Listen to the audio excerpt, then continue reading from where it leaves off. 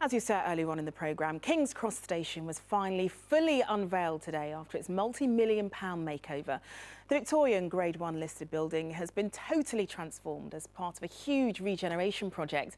Today, the final stage was completed as King's Cross Square was opened to the public, revealing the original facade of the station for the first time in 150 years. Martin Stew went for a look around. Every day, 150,000 people travel through King's Cross, but today is the first time in 150 years any of them have had a chance to see an uninterrupted view of the original Victorian facade. After a £550 million regeneration, the Mayor marked the completion of work by pulling a Victorian railway lever.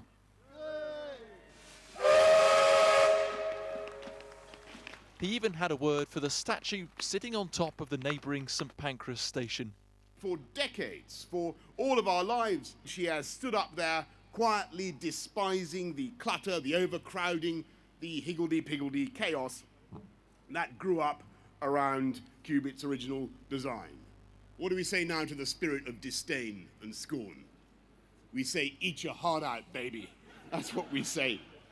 When it was built in 1851, the station was squashed between the Circle Line tube and the canal, so the building was actually too small.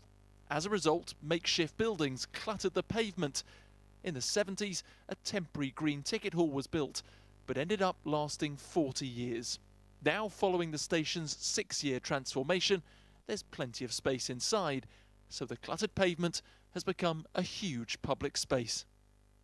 Nice looking, really, because I work just up the road, so I walk past it quite often. It's nice to see it all opened up again, really. Very nice, very good, very nice, very clean, very bright. Yeah, lovely day as well. That's a help.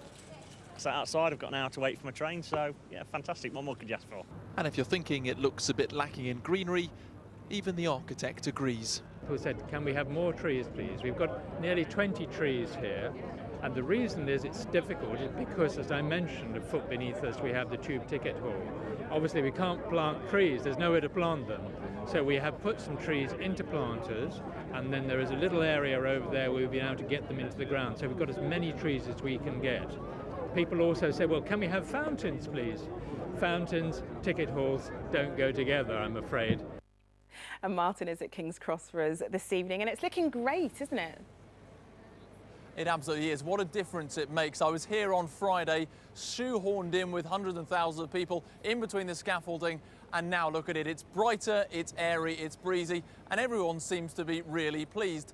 But it's not just the aesthetics, you know, it's been a real economic boost for this area. The £550 million they've spent here has attracted £2.2 billion of private investment. It's created new jobs, 2,000 new homes, and there's now 45,000 people living here. It is a real good news story for this part of London.